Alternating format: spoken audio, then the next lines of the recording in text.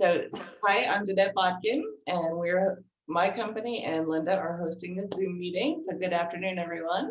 Let's go around, starting by alphabetical order. Last name, Linda, if you want to say hello and say who you are. Hello to all property owners. My name is Linda Anderson. And Pam. Hello, everyone. I'm Pam Avila. And Gary. Oh, unmute, Gary.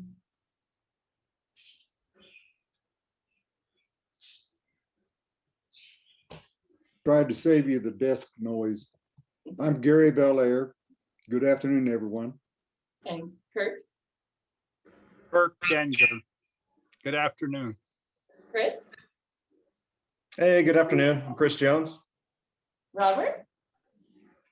Robert McLeod. Good afternoon. And Marcy. Marcy Mermel, can you hear me? Yes. All right. We missed Sometime in the Joanie next 2 Corry. hours. We I'm missed Joanie Corry. Joanie, I told JoAnne, I missed you. I'm sorry. JoAnne. Joanie Corry, also known as JoAnne Corry. Hi, everybody. Welcome, everybody. I won't miss as we do the questions, I promise. Okay, so let's start with question 1. Do you believe that we should have an assessment increase? If not, why? And if so, why? We have 2 minutes to answer. We're going to start with Linda. Oh. The hot topic of this election is raising assessments. No, I do not believe that we should raise assessments at this time. But let me make it clear that if the facts presented themselves that we needed to raise assessments as a board director, I would vote to do so to protect and maintain our wonderful village. Without board discussions or a presentation from our future GM, the majority board is moving to raise assessments using infrastructure as the cause of financial disaster. This is a huge jump to make such a claim, and this is unprecedented, especially since the COVID and the job losses. And this places stress upon our community when expenses are being controlled and showing recovery. According to the comptroller statement of Finance and Planning Committee 10/27/20, we have a projected $4.8 million cash balance, and that was at the end of 2020. There were no alarm bells about our deferred infrastructure maintenance and our culverts and roads. And they have been put in the budget already. The greatest need is to eliminate bad debt and bad debt subsidies. Without the facts of financial distress, there's no need to raise assessments. Thank you. Okay, great. And we are going to move to Pam. Let me reset the timer. And Pam? It's very interesting that you talk about no proof of financial distress. There's actually a task force right now that is working on all of the financials, looking at what's happening right now, looking at the revenue coming in, looking at the expenses going forward. And I believe that they're going to make the decision for the village on what needs to be done after they do extensive research and analysis. If at the end of that, they decide that one of the ways that we have to go about increasing revenue is by increasing assessments, then I will agree to that. The form that it takes will be determined in the future by the board and by that task force. I'm sure that they're all looking to find the fairest way to increase it so that people on very low incomes can still manage to make it through. And as I said, if they come to the conclusion that an assessment is required after all of their research, then absolutely I will support it. Okay, thank you, Pam. And let me reset. And we're going to move to Gary. The Finance and Planning Committee is now searching the records, examining the statements prepared by staff dealing with the needs of the village. I think everyone knows that there were a lot of things, whether it's roads or whether it's buildings, postponed in prior administrations. So I will vote for an assessment increase if it is called for, and if additional sources of revenue have not been found by then. And that is my position. Okay, great. Thank you. And so we're going to move to Joanie. Do you prefer Joanie or JoAnne? Joanie. Okay. Let me reset this.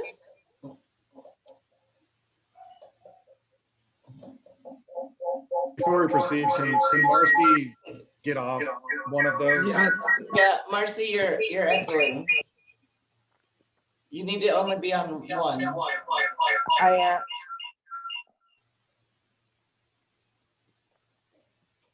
Let's see. I'm going to remove you. Okay.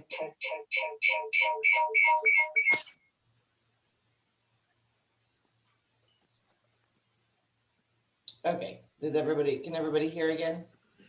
Yes, thank you. Okay. Okay, so let me reset that. Hang on one second. Okay.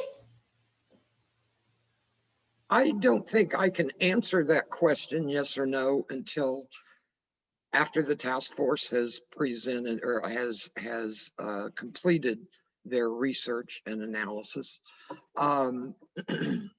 They're doing a couple of things that overall, they're analyzing our current financial needs and what will be projected out 5 to 7 years. They're also looking at potential ways of increasing our revenue and or decreasing our expenses. So that's what they're doing overall. Specifically, they're looking at costs of operations. What does it actually cost us to run the village in a year? And I think a lot of people have been asking that question for a while. So I'm looking forward to that. That excludes the capital projects and deferred maintenance. Deferred maintenance and capital projects, that's another thing that they are going into very specifically, looking at what's been deferred. And I've heard about deferred maintenance for a long time. I'm looking forward to that. And then what are current and potential revenue sources? Now, once, the way I understand it, I'm not on that committee, the way I understand it, that once they've completed that analysis, research, looking, then they will make a presentation to the board. The board will review it. And if there's a choice that's required, then the board will present that to the property owners. And in the end, the property owners will make the decision. However, if we find that we need an assessment increase through the task force, then I will vote for it. Thank you. Oh, I was muted. Wonderful. Thank you so much. Okay, I'm going to ask the question again, just as a refresher. Do you believe that we should have an assessment increase? If not, why? If so, why? Okay, Kirk, it's your turn. Thank you. We just recently had a doubling of our assessments 5 years ago, an extra $3 million per year that was designed to last 20 years. Isn't that enough? Right now, we have the very same group of people involved in a new task force attempting to swindle property owners out of more money. Quit trying to compare our POA to HOAs. We are a property owners association, not a homeowners association. This task force has always been illegal. There's no place in the declarations or the bylaws giving the board the authority to form a task force. One of my top priorities, if reelected, will be to repeal this board decision and disband this assessment increase task force. Every year we have a cost of living assessment increase. And every year we still have the extra 3 million disposable two-tier income, which is more than enough to take care of our entire infrastructure, if not wasted on pet projects. With 1.9 million leftover savings from last year, we are actually truly living in the land of milk and honey. I work to control spending and balance our assessment structure to reduce assessment 2/3 of property owners and give all property owners the opportunity to pay our fair share, which will create a sustainable economic backbone for the POA. Thank you. Okay, great. Thank you very much. And Chris, when you're ready.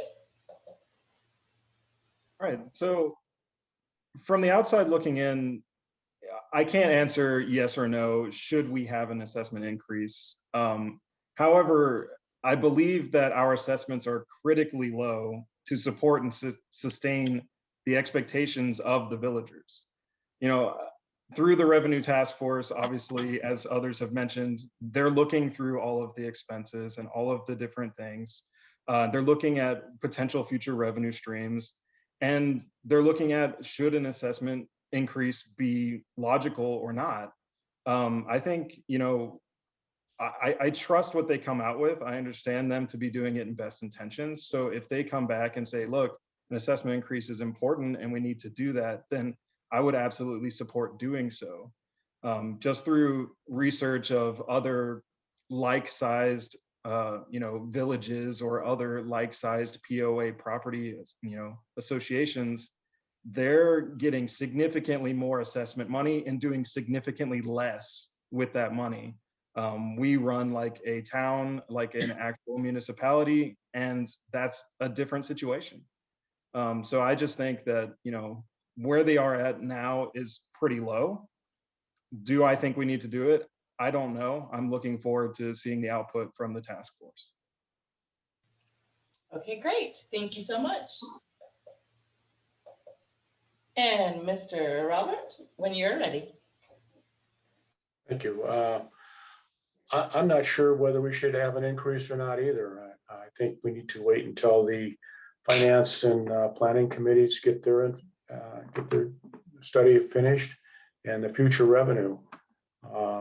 I believe that our assessments are low now for the type of organization that we are, because I truly believe we're a city. We're not a homeowners association. We're not anything like that. And so I've been involved with many cities, counties, school districts, and other governmental organizations that I think they waste money. I've been in and talked with them, and they don't see it the same way. So I think we need to have an audit, or the planning committees get into the details of where we're spending our money and where there's waste, if there is any, and I think there probably is, and we're spending money in areas we shouldn't be spending money, and we're not spending it where we should. So I wouldn't support an increase in the assessments until I was comfortable that we were doing everything we could with the money that we have now. Mm-hmm. And I'm not for tying our assessments to property values at all. I think that's a tax, and I came from a state where taxes have forced many people to retire, many retired people to have to sell their homes, and I don't want any more taxes. Okay, thank you very much. And Marcy. Okay, I do want to say I'm not in my pajamas. This wasn't on purpose. I apologize for the inconvenience. But I have to agree that it's not a yes or no question right now. Kirk is correct, though. I am for going back all the way to 2016 when we started collecting and spending the two-tier. We need to know where that money went. And once we find out where it went, then we'll know where it is now. And that would be our first few, as he said, 3 million per year, what we could start with. My issue with the two-tier put us in non-res property owners at a bit of a, in a position that I don't believe should have ever happened. I think there would have been a better answer than a two-tier, but that is where we are. And that is really what we have to deal with from here on in. We also have to think about our projected growth. It is not just those of us right here, right now, that will be paying for the deferred maintenance and the new stuff and everything. It's also people that are coming in, so that has to come into play. But basically, the biggest thing I think is that what happened with the two-tier is when we started spending it and the promises that were made to the property owners to vote for it, those things were not used for the money. I mean, the money was not used for those things. And the CEO at that time said, I didn't make that promise. So I would go with special assessments before I would ever go with a regular assessment, and see how those work, so we can identify exactly what the needs are and identify exactly where that money is going to go. So regular assessment, I would not be for that until we went through all the analysis and then also looked at special assessments to fulfill the needs.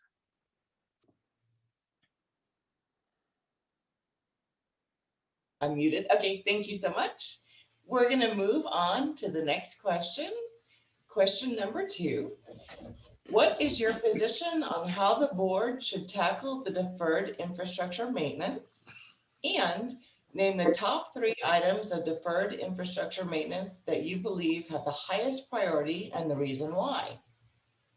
And again, we're going to start in alphabetical order. And go ahead. Linda? I guess I'm up. All right. Deferred infrastructure maintenance. It's been placed in one category and has led people to believe that we have millions of dollars of deferred maintenance. This is harmful and I believe damaging to the village. I placed them in priorities. First priority, deferred infrastructure maintenance under utilities. Second priority, deferred maintenance.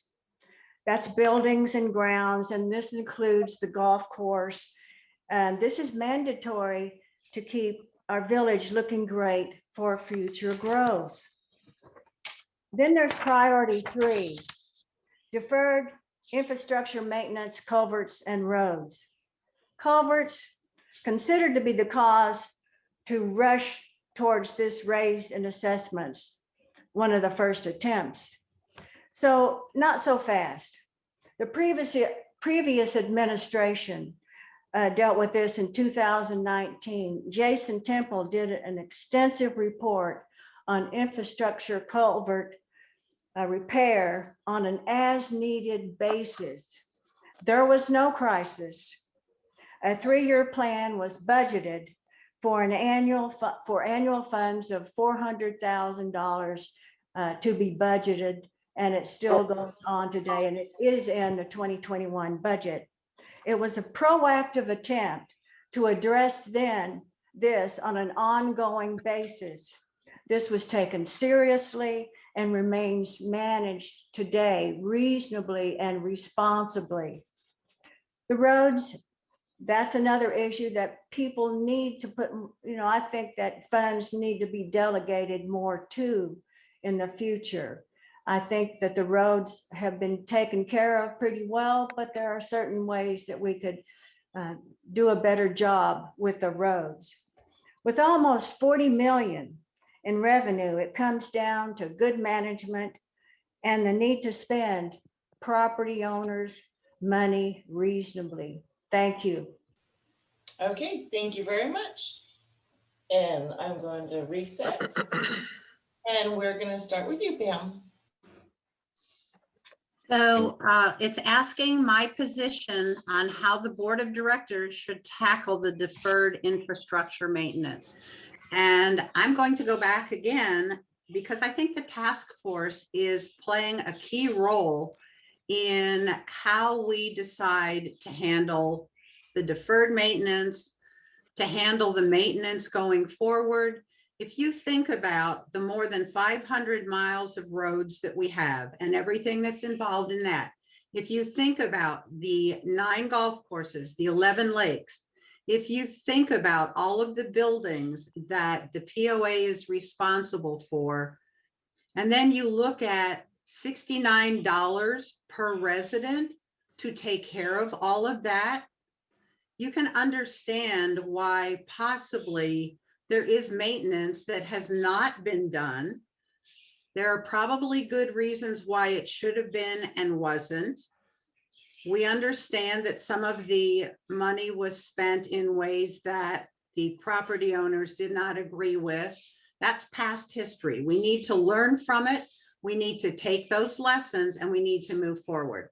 The priority for the maintenance would be, first of all, the buildings that the POA is responsible for. We have buildings like the Woodlands, like the Balboa Club, that are in need of repair. The longer we keep putting off the maintenance that needs to be done, the more expensive it's going to become. The other part of that are the roads and culverts that Linda already alluded to. And then we have a lot of equipment here in the village that needs to be maintained. And again, the longer we put it off, the more expensive it becomes to maintain it. If it breaks down and we can't repair it, then we're looking at replacing it. So absolutely, deferred maintenance is something that we need to get our hands around. Okay, thank you very much. And we're going to reset. And Gary? Yes, and I have a very short answer. Roads, buildings, and roads. When I talk to people, the first thing they talk about is roads. And then they talk about a couple of the buildings that have been ignored. So yes, the lesson in the past was some of that money was put on someone's pet project, and instead of maintaining our infrastructure. So again, I have a very short answer. Roads, buildings, and roads. We have miles of roads that have not been paved. I don't know how many people know that, but there are roads in the village that have yet to be paved. So those are our responsibility as people propose building on them, on lots adjacent to those roads. Very expensive proposition. Okay, thank you very much. And Joanie? If we have money available, we should start on the deferred maintenance as soon as possible. That means if we have at least a 3-month reserve on hand to run the village. We don't know what's going to happen tomorrow, and we've certainly proven that with COVID, with the snowstorm. I don't know what the snowstorm will cost the village with all of the work that had to be done. My top 3 priorities are roads. I've driven a lot of the roads, not the main roads, get off on the back roads, and you'll see that there are potholes. There are houses on those roads that have potholes. Um, roads are basic infrastructure. We have to have good roads. It's also one of the first things when a resident comes in or when a visitor comes in that presents the village. And so I think it's very important. Culverts is second. Culverts are an integral part of the road system, but they are the more potential, they have more potential as a hazard. I don't know if you've ever seen a culvert just break down after or before or during a car driving over it. They can shut down roads for a week, a month. We've had roads shut down because of a culvert that wasn't, it was destroyed, whatever. And the last one are facilities.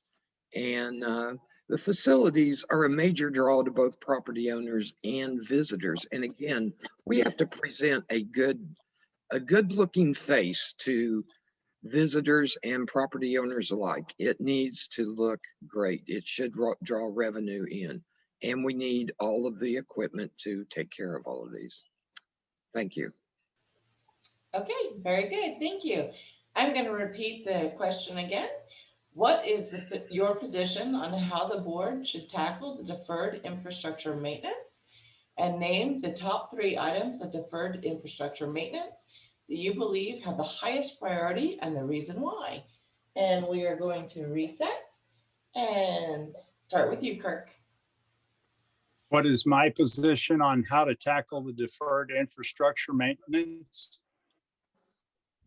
Has anyone tried to tackle a ghost? Deferred means put off for later. Does anyone see closed roads that are impassable because the POA has not repaired them and put off repairing them for later? The POA just spent $400,000 on 4 major culvert replacements last year. The year before, the POA replaced every pump at each sewage lift station, which is excessive maintenance. I mean, seriously, just because you get a better price on light bulbs because you buy in bulk, is that any reason to replace them before they burn out? Are the golf courses closed? Are the lakes closed? Are the trails or any other amenities closed because of deferred maintenance?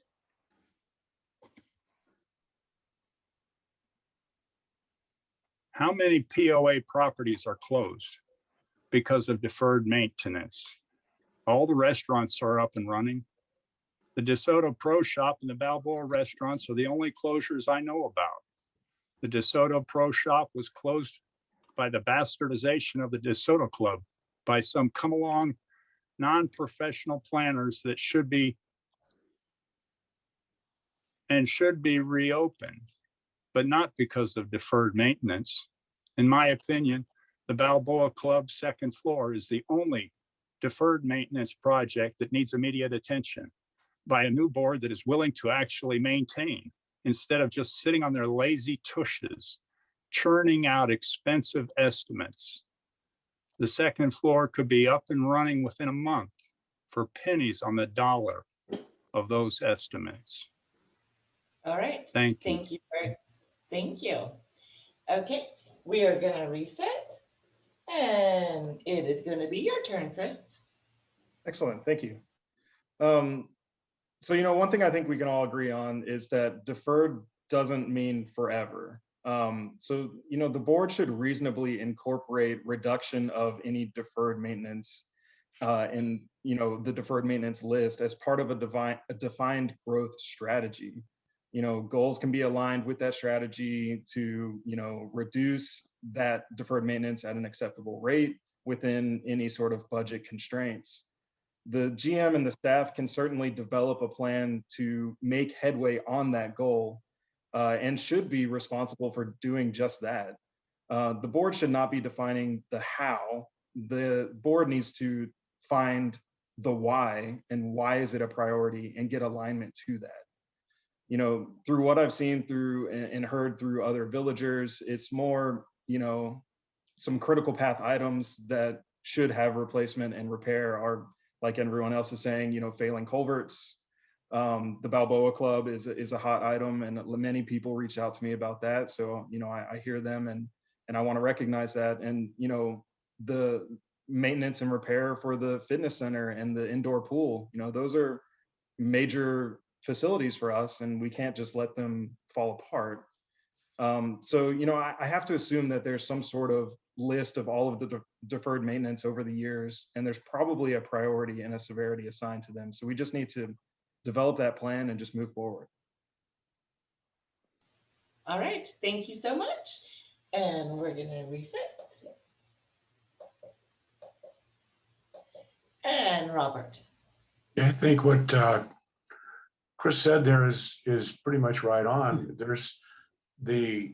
I think there are plans out, excuse me, there are plans out there that we don't know about. And there's projects that are set up, and better communication from the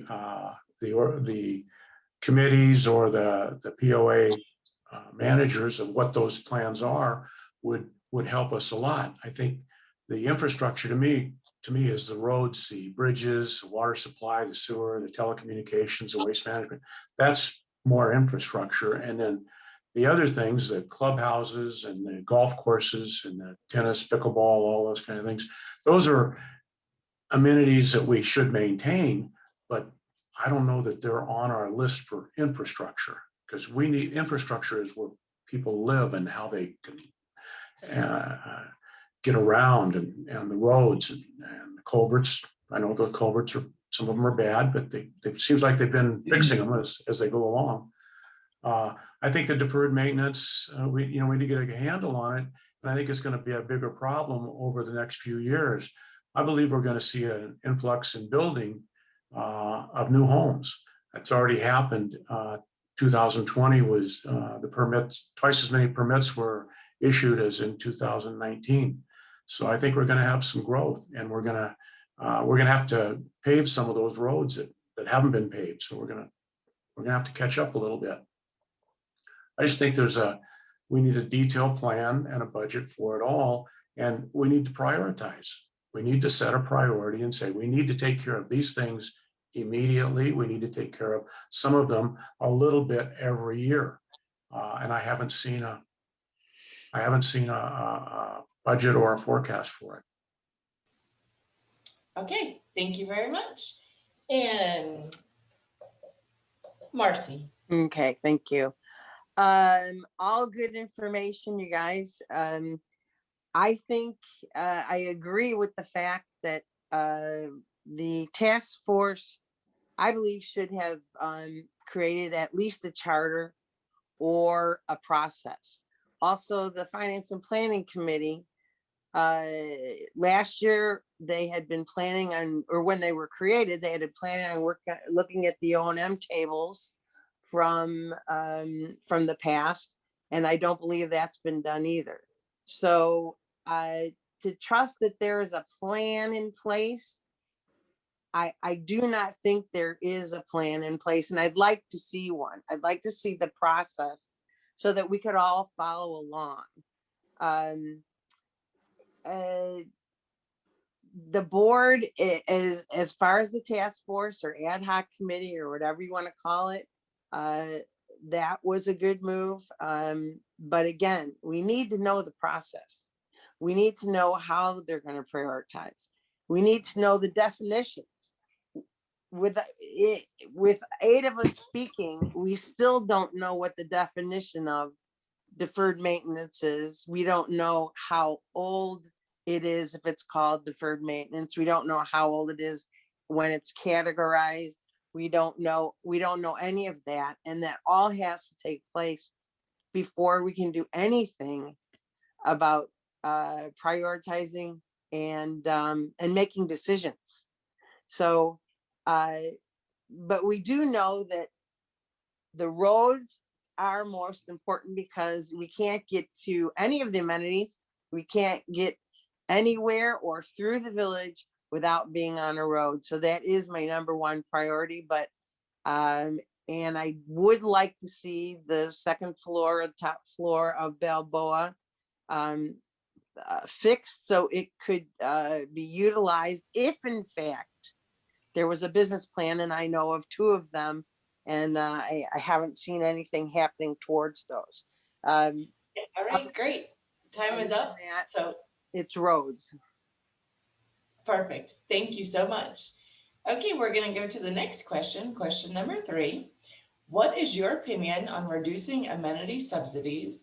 And what is your opinion on the bad debt, like the numerous property lots owned by the POA? And again, we're going to do this in alphabetical order by last name, starting with Linda. Well, this really got my attention when I started to look at the budget and notice what was really happening on the red ink already there in front of us. This is not just about amenity subsidies. It is about a huge divisional bad debt issue. According to the 2021 budget, page 5, most divisions are being subsidized except utilities. Bad debt, and that's lot bad debt, is almost $4 million. And divisional bad debt is bad debt subsidies is 14 million, for an alarming total of 18 million. Now it has doubled since 2018. This represents great financial harm to the village. Instead of looking for ways to raise assessments, it should be the board's fiduciary responsibility and duty to request the two committees. And I call the task force a committee because under the bylaws, it is a committee. And the Finance and Planning Committee to refocus on an effort to reduce this. The positive effect would be to rebalance the budget and make a lot more money available to preserve our village. I'm sure the property owners would appreciate the board's immediate attention to this matter. Thank you. Okay, thank you very much. And Pam? Thank you. It was surprising to me to learn that way back 50 years ago, when this village was founded, the structure that was put in place by the developer had the villagers subsidizing the amenities. It's the way we were structured from the very beginning. And it has created, as we've grown, it's created situations that have left our finances in disarray. I think it's time that the village start thinking about more creative ways to deal with things like the subsidies, the restaurant subsidies. Everything is basically subsidized by the villagers. That's the way it's supposed to be. That isn't the way we have to go forward. So I would like to see us look very seriously at how we could minimize those subsidies. The other part of that is that the POA's lots are not bad debt. The POA owned lots are paid for. We only pay the taxes on those. The bad debt comes from those property owners that aren't paying their assessments. That's where the bad debt sits, unless there's a different definition of bad debt that I'm not understanding. So that's all I have to say on that. And thank you very much. All right, great, thank you.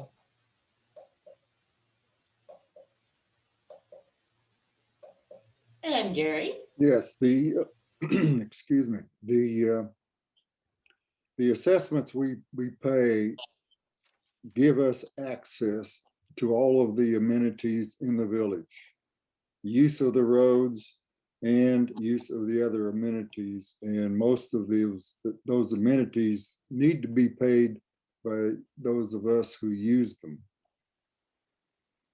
I agree that we do need to look for additional sources of revenue.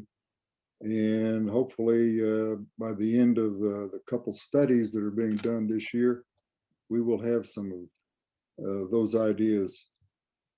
Bad debt is created when someone does not pay what he agreed to pay. And in our financial statements, bad debt is people who didn't pay their assessments. The association foreclosed on some properties, and eventually a point is reached where you have to stop that, or stop and think about that, because of the legal expense of doing it, especially considering the location of some of those lots. So I would call that being on pause while we try to figure out another way to use those lots. And hopefully people who did the foreclosures got a deficiency judgment and filed it a record in each case. But I haven't been able to dig deep enough yet to know that. A little confusing on the way the question was worded, as Pam said. Okay. Thank you. Thank you very much. And we are going to go to you, Joanie.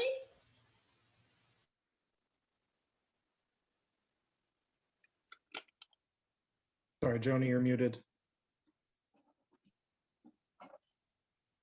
Sorry. Pam was right. The amenities have always been subsidized from the beginning. Literally all amenities are subsidized. It's in the declaration to do that. I believe in the beginning, they were $12 a month. But the question is, how much do we want to subsidize them? That is the question that'll have to be answered eventually. And hopefully the task force will have some of that in their findings. The bad debt, again, it's a little confusing. The question's a little confusing, but we have approximately 3,000 lots that the POA owns.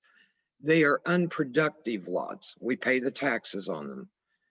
According, again, to the declaration, owners have a personal obligation for their assessments, and it does not pass when you sell the property.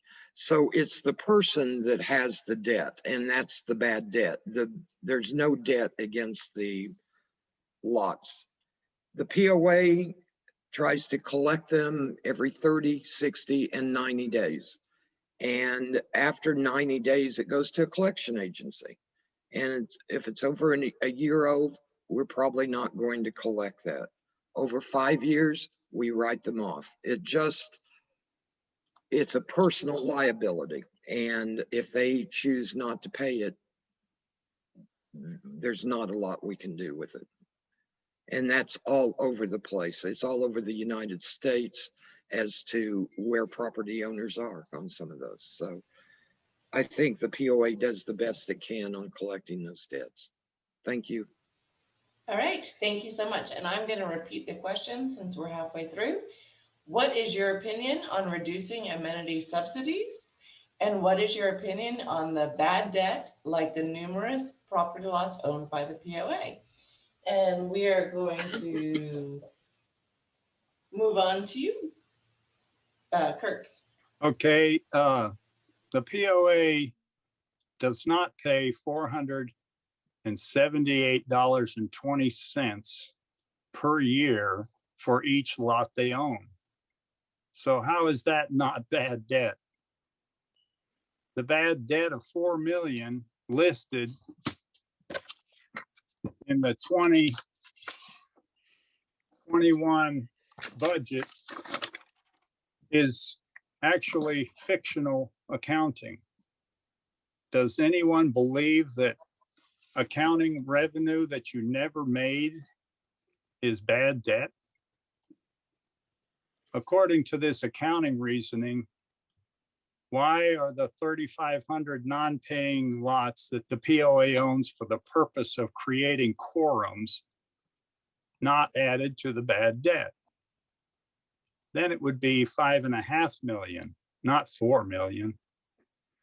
We are actually losing 5.5 million every year because of lost revenue from a total of 11,000 lost property owners. The reason we lost 11,000 property owners is because of a continuous across the board assessment increases. But that's another subject. Let's talk about the lot owners who haven't quit. Remember, we are a property owners association, not a homeowners association.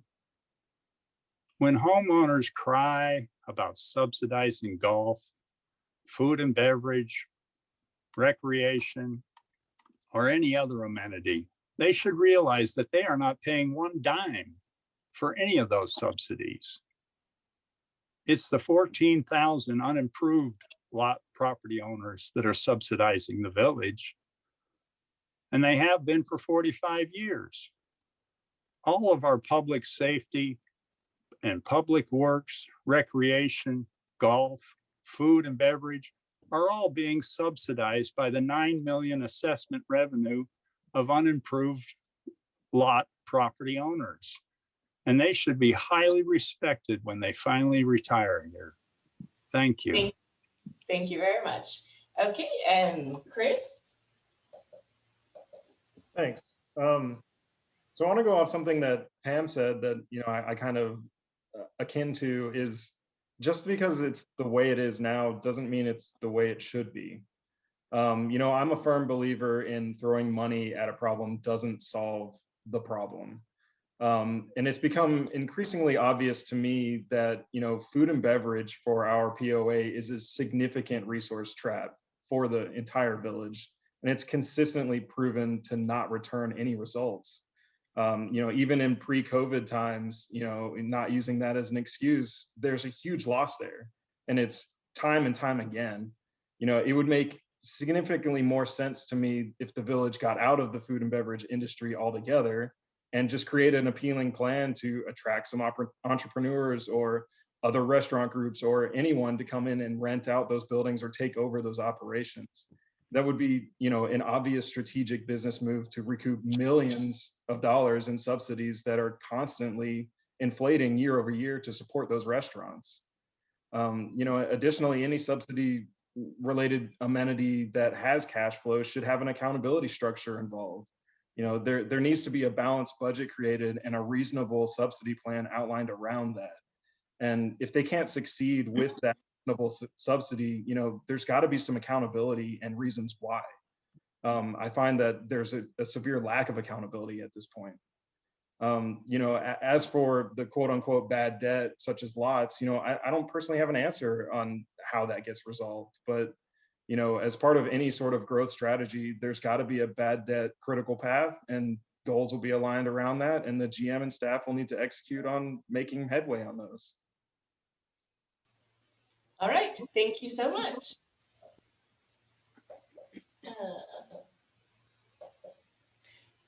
Okay, Robert.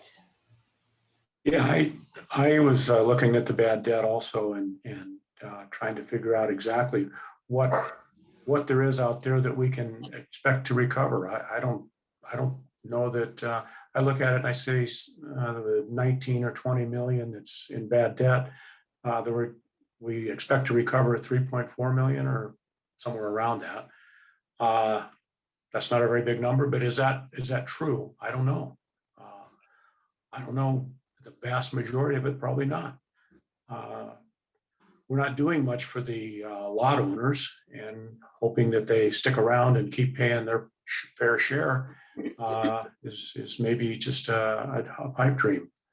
I think, initially Cooper oversold the development, and I think we need to get the bad debt off of our books and figure out a way to keep the bad debt down and not accrue any more bad debt.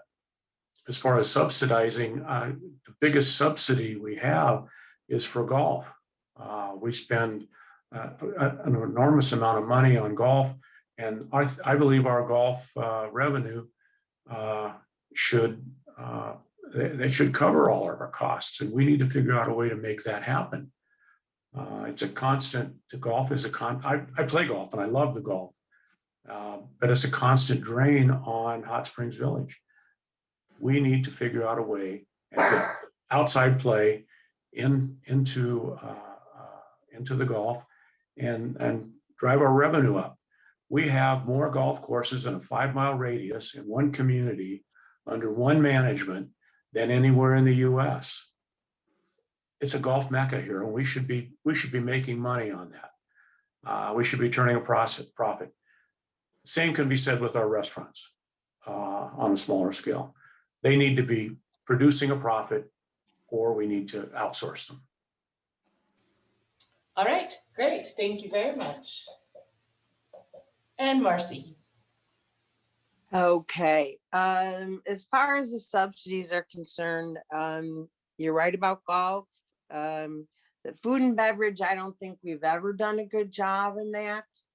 I am for outsourcing that as well, except for perhaps the bars at, the Woodlands or Coronado. But the bad debts question is a little bit quirky. Our lots that we own as the POA are assets. We don't pay the assessment on them because we would be taking money from Peter to pay Paul to do that. But the properties, like everyone has said, that are not, that they're owned but not being paid on, that is our bad debt. To assume that bad debt every year is a little bit strange. And when people say, gosh, we should then just write it off. Accounting wise, you can write it off and it doesn't show up, but legally it is still there. So just writing it off every year doesn't, every year or every 5 years or whatever, it doesn't help because it legally is still there. One thing we have not done, it's very expensive to foreclose on these lots because they are not worth very much. And we're always in second position because we're behind the state in taxes, but we've never tried a deed in lieu program. And that is to go out in a neighborly manner to these people that aren't paying their assessments and say, how would you like to trade a deed in lieu? Meaning you give us the deed on this property and we will forgive the any other payment, but they no longer own the property. And that's a friendly way to get the properties back.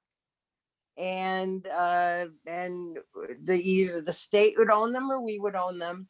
But again, to say that we're going to write off the bad debt is just an accounting phrase, because legally they're still out there and we have to resolve the situation.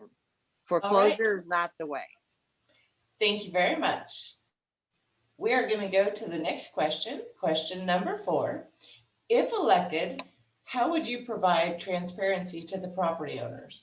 Again, we're going to start in alphabetical order with you, Linda. I have always stood for complete transparency, which is meaning keeping the property owner informed. Transparency helps prevent misunderstandings and conflict. And when questions and concerns are answered in open discussions and presentations, this shows a director's understanding of a project and an attempt to make decisions in the best interest of our village. When property owners see through open communication how their dues are being managed and spent, it becomes clear that the organization is operating in the property owner's behalf. Listening and sincerely appreciating property owners' input builds a relationship with the community. Transparency builds a solid foundation of trust. Thank you. Okay, great. Thank you very much. And Pam. Thank you. Linda's correct. Transparency is very important to building trust. I think we're all aware that trust here in the village has been in short supply in the past few years. But again, history is something to be learned from so that we can do better going forward. Transparency really involves three different elements. It involves communication, and communication in the village has been in short supply.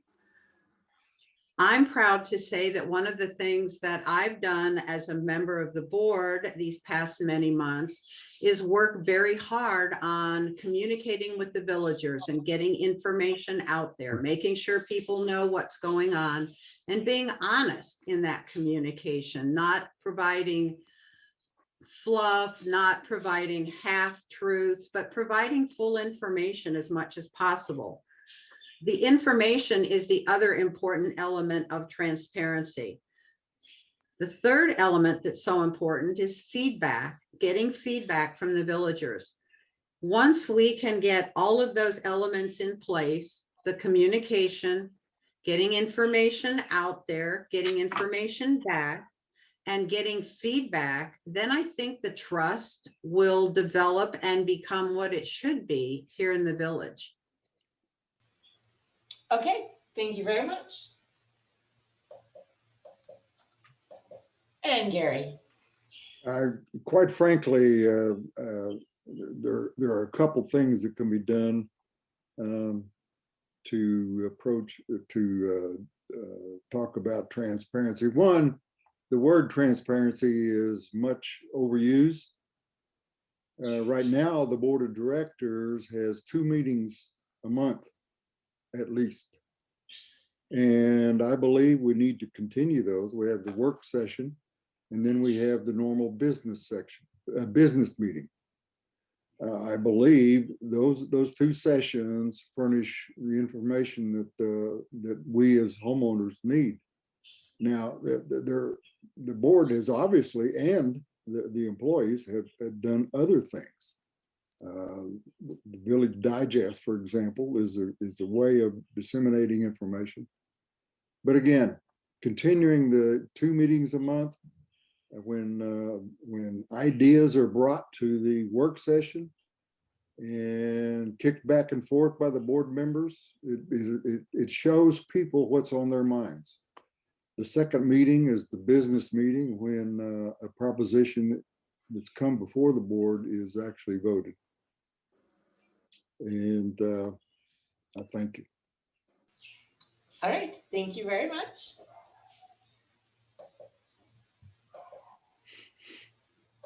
And Joanie. Joanie, you're muted again, sorry. Unmute.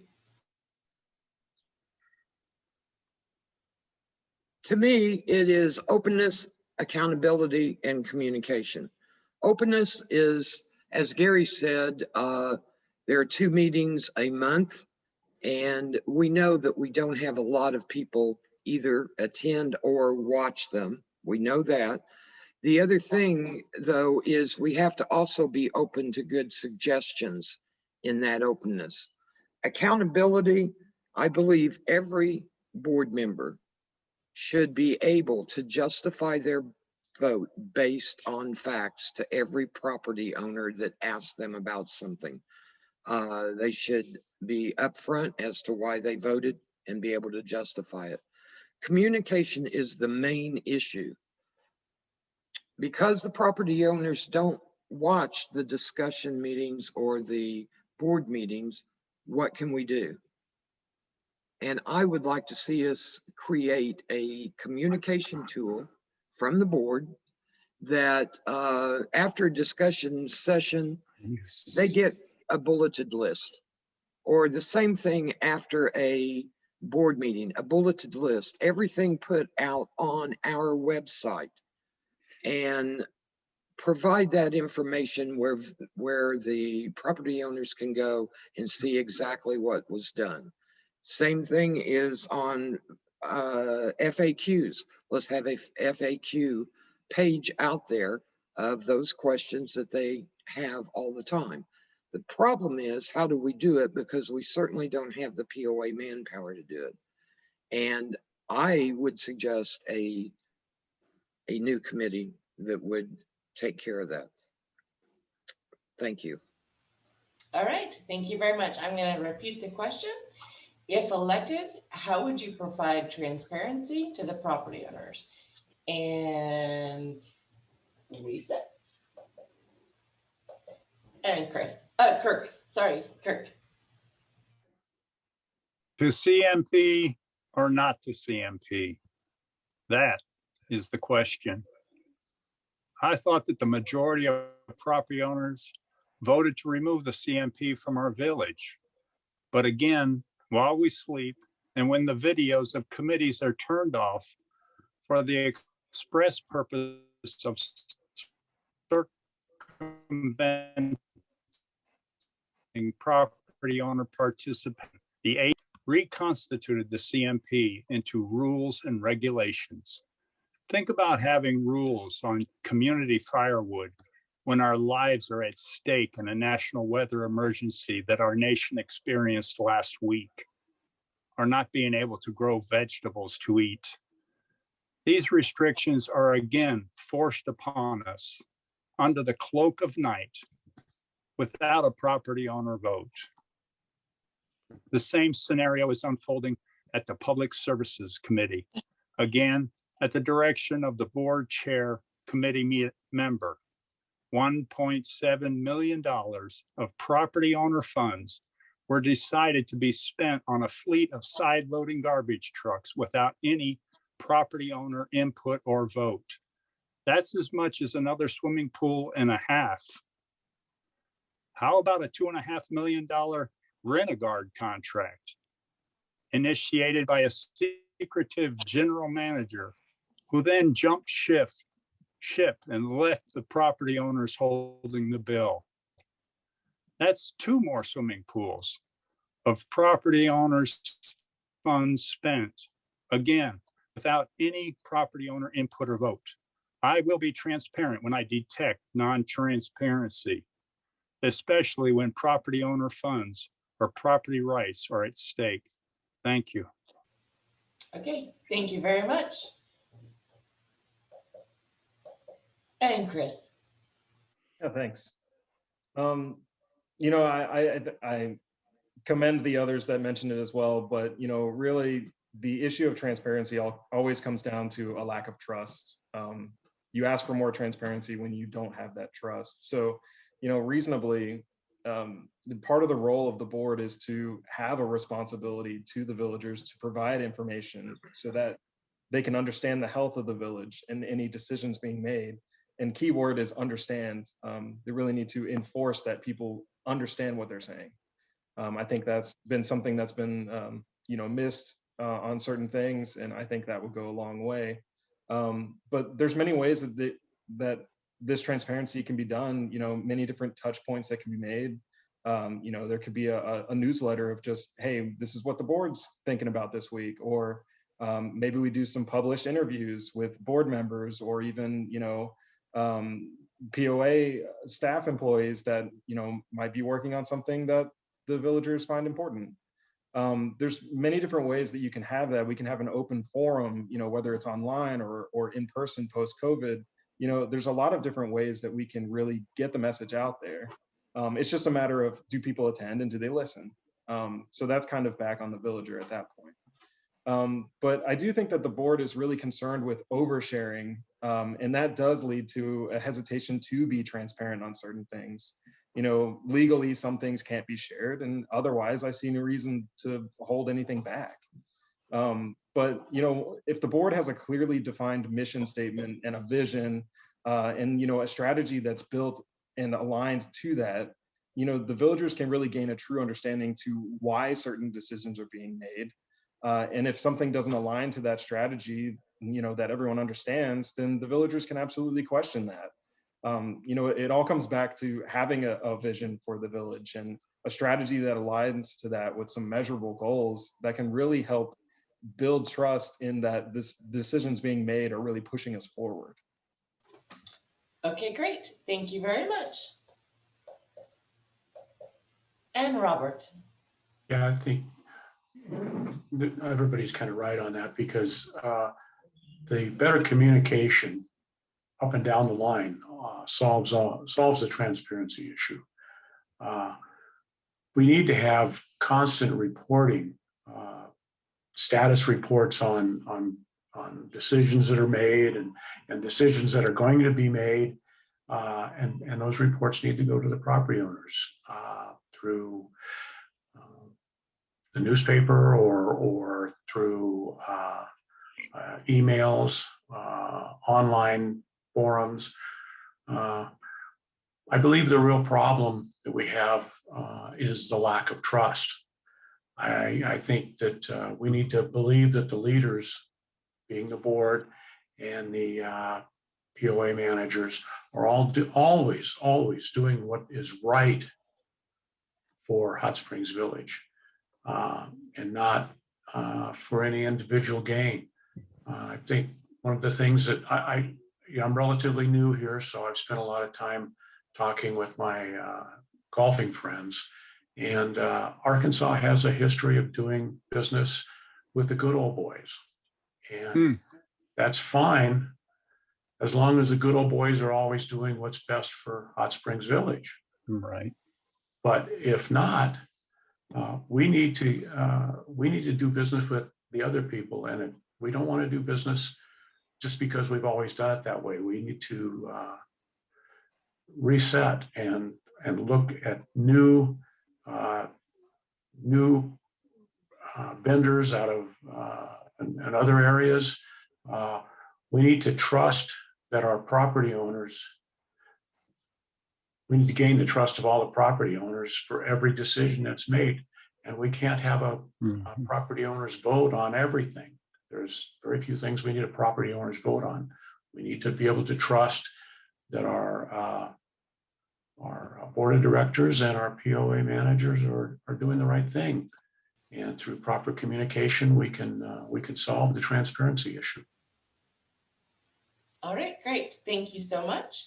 And Marcy. Communication is the key, but it has to be bilateral. It cannot be one way, and that is what we really have now. And it's very weak at best. Also, the board has to learn, each board member has to learn how to have an honest, intelligent, meaningful discussion in public. Special sessions and executive sessions are at an all-time high with this board, I'm sorry to say. And also, there are so many votes being done over email and phone calls. And just this last board meeting, some of them were taken off the consent agenda and actually explained. And I commend that happening, but that was only about 3 of them. We really need to learn how to be out in the public. The bylaws have too many reasons to have an executive session. You don't need to. There's really only about 2 or 3 reasons to have an executive session. And after it's done, it needs to be explained to the public anyway. So trust and transparency go together, and transparency is part of our fiduciary responsibility as being on the board. So it is a must. Egos have to be checked at the door. Personal agendas have to be checked at the door. And we have to learn how to speak and have a discussion in front of the electors that put us there. Okay, great. Thank you so much. Now we're on to our 5th and last question. And it is, what was your #1 accomplishment as a board director, if you're currently serving?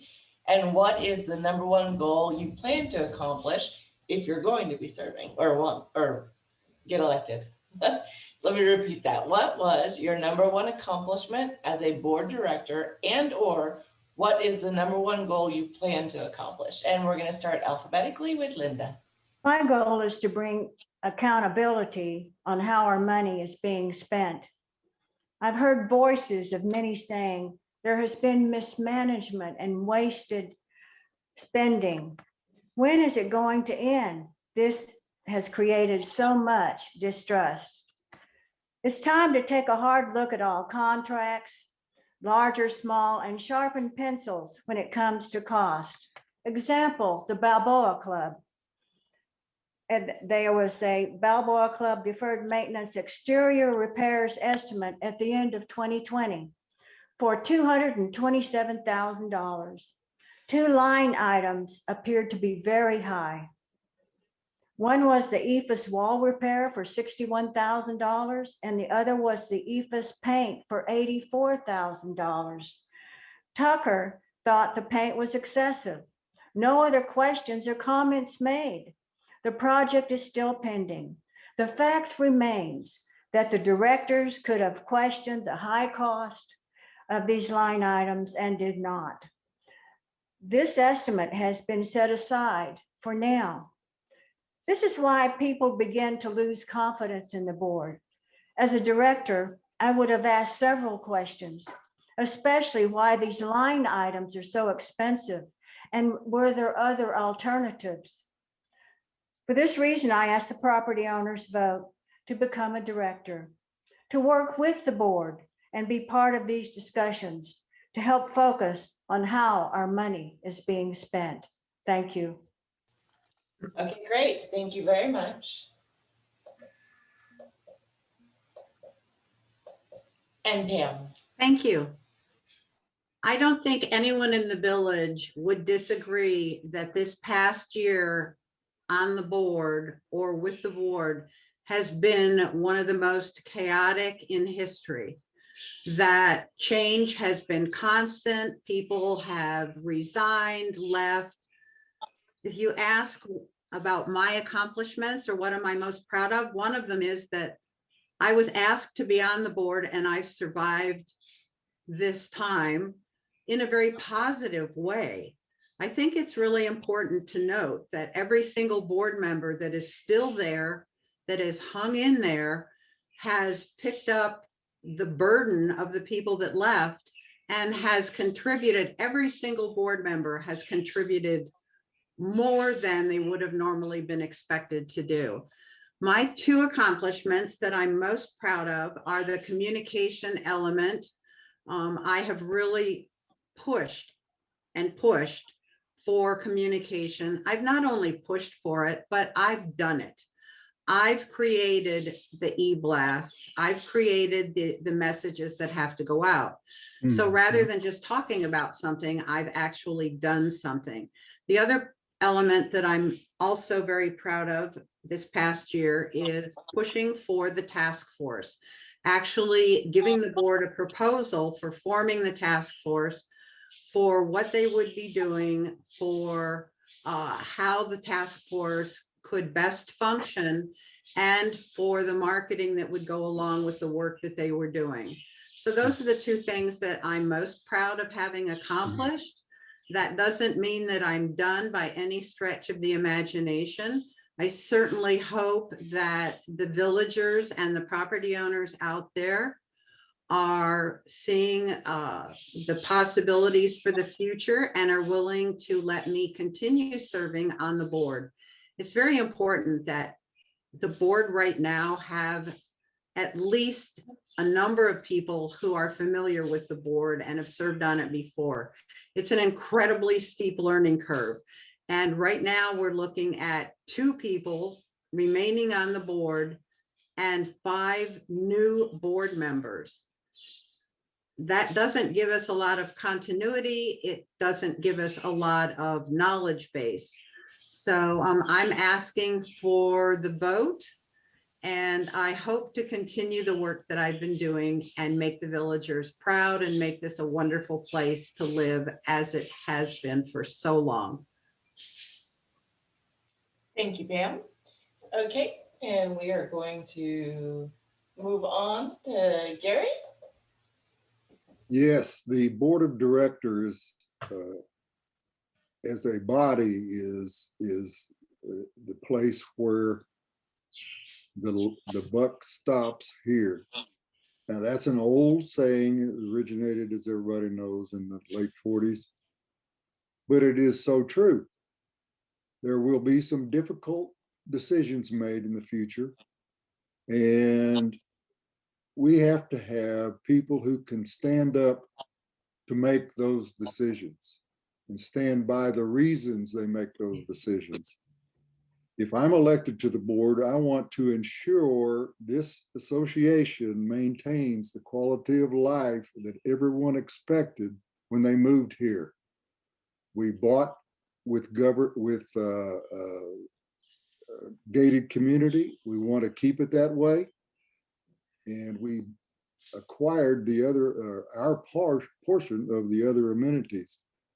And I want to do whatever it takes, whether people agree with the final decision or not, whatever it takes to maintain the quality of life in this village. And another thing that's on my mind quite often when I look at a balance sheet is, do we have proper reserves for the size community we must maintain? We are like a city. Some people say, no, there's nothing like us. Well, there is nothing like the village. However, we have all of the responsibilities of a city. We have fire and police protection responsibilities, the water and sewer system, and all of the roads. So we have to do whatever it takes to maintain those, whether we want to call it a city or not. We love it here. Let's do whatever it takes to maintain it. Thank you so much, Gary. And, oh, I unmuted myself, sorry, and Jody. As Pam said, there is a steep learning curve. And I've been on there about 7 months now, and it takes a while to understand some of the things going on.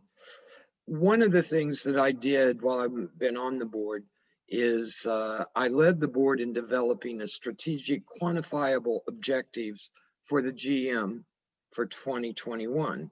And as everybody knows, the GM resigned. So they were never put into effect and the public never saw them, but the entire board worked on those. Going forward, I look at 2020 was the year of reorganization for the board and the staff. And for 2021, that's the year to move forward. And in order to move forward, we really need to know where we're going. And we need a plan. We need a strategic business plan. And I believe in plans completely. But we have to have goals for general guidelines. We've got to have objectives that define the strategies to attain those goals. And they have to be specific. They have to be measurable with a defined completion date. And there has to be accountability. And I am a believer in accountability. Also, along with that, we have to have the action plan. How are we going to put it into place? And we have to have key performance indicators. And those are revenue, expenses, and the profit margin. Like I said, there's been a steep learning curve, but I have learned so much. And should I be elected to the board, my plan is to try to provide a plan, get the board to provide a strategic business plan. Thank you. All right, thank you very much. I'm going to repeat the question. This is question number 5, our last one. What was your #1 accomplishment as a board director, and or what is the #1 goal you plan to accomplish? And we are going to move to you, Kirk. Go ahead. I was elected by a democracy of village property owners, and I ensure that the board of directors is run as a democracy of the property owners. That is my duty to our community. I have made some improvements, but there is still much more to do. I feel that the hostile work environment at the POA and board is much less through my efforts to eliminate this, accepting resignations. I would like to create a Hot Springs Village Historical Society. I would like to create an assessment structure based on property value. No increase, just fairly distribute to protect property values. I would like to accomplish Hot Springs Village Board of Directors governing as a democracy of the property owners, not a dictatorship.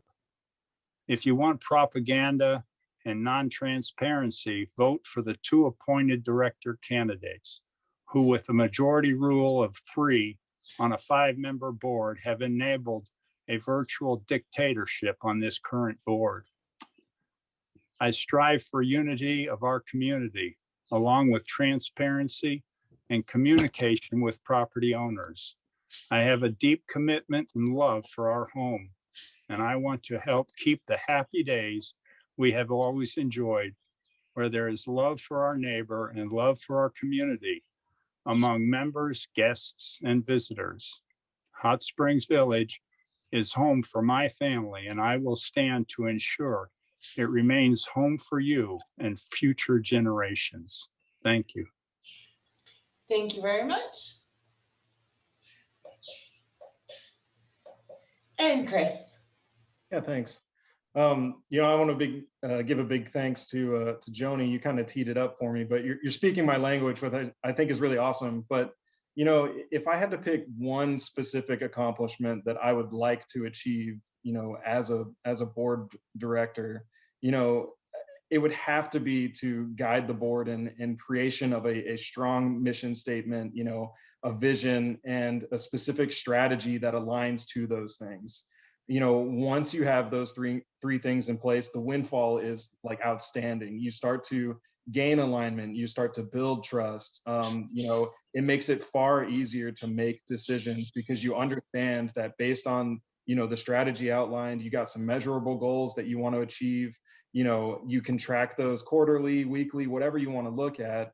And if the needle isn't moving forward, you can easily pivot and say, okay, what we were doing isn't working. We can move this way, try to move the needle a different direction, and make that positive growth. It just becomes, it's exciting for me that, we have the possibility to do such great things. And it's really predicated on, exactly having a vision and a strategy aligned, and then building those goals and moving the needle forward using, execution from the GM and the staff. It's just, it's an amazing opportunity for us. And if I can accomplish that, I will feel extremely successful. Okay, thank you so much. And Robert. Yeah, I'd like to assist in saving Hot Springs Village from financially falling apart. I think if we don't make some changes, it's a good possibility. I'd like to make sure we hire a new general manager. That's pretty obvious. We've got to get somebody in here that has city, county, something in the line of a city manager rather than a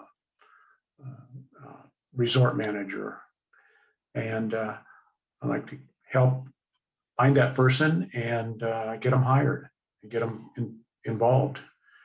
I think I'd like to get a handle on all of the deferred maintenance of our infrastructure and golf courses. I'd like to see the revenue for our golf courses increase. I'd like to see the golf revenue high enough to where it covers all of its costs. The restaurant's the same. One thing I'd like to add is I'd like to have us hire a person to handle all of the complaints and the questions that come in. Someone with a human resources background, so that and then have the people get a hold of them, contact them. They could answer the questions, and when they get enough, when that person gets enough questions that are the same, then bring it to the board and get the problems resolved. We need to have somebody handle that so it doesn't turn into just a gripe session and people going back and forth all the time.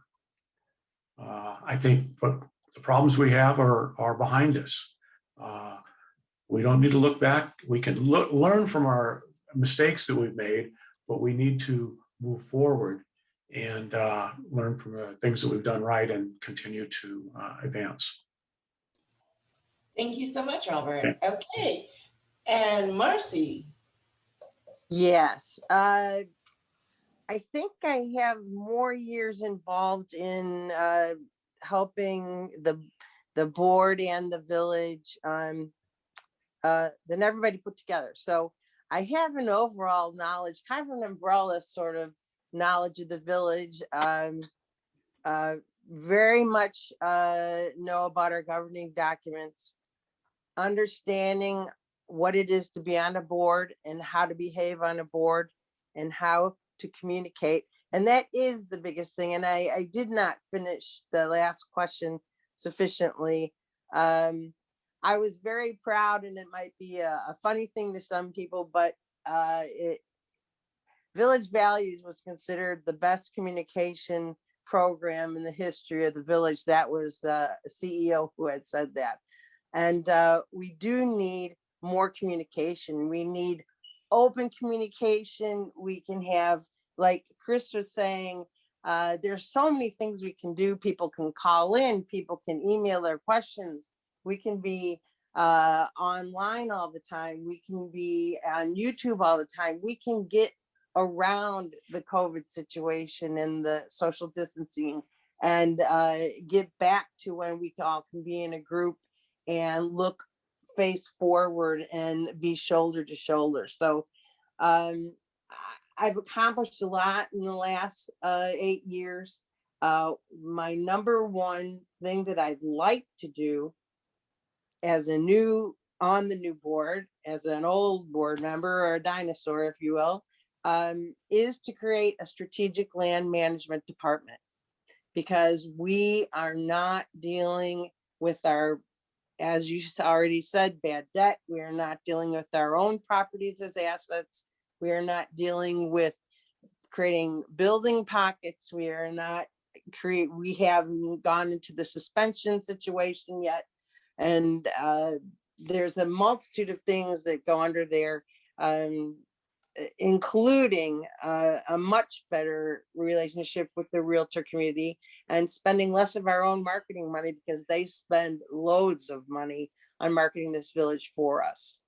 So I think I'm going to stop there, because like all of you, we can have a long list of things that we'd like to do, and we just have to perform and do it. So let's get elected. All right, well, I just want to say thank you on behalf of all the property owners for you guys doing this and kind of getting your message out there and answering some key questions that all of us have. And thank you to Linda for putting this together, because she is the one that's paying for it. Thank you to everyone that came and voiced some really good understanding. Appreciate it. And you're all volunteers, and so you're all super appreciated. Thank you. Okay. Thank you. Thank you, Dannet. Thank you. Thanks. Bye. Yeah, thank you so much.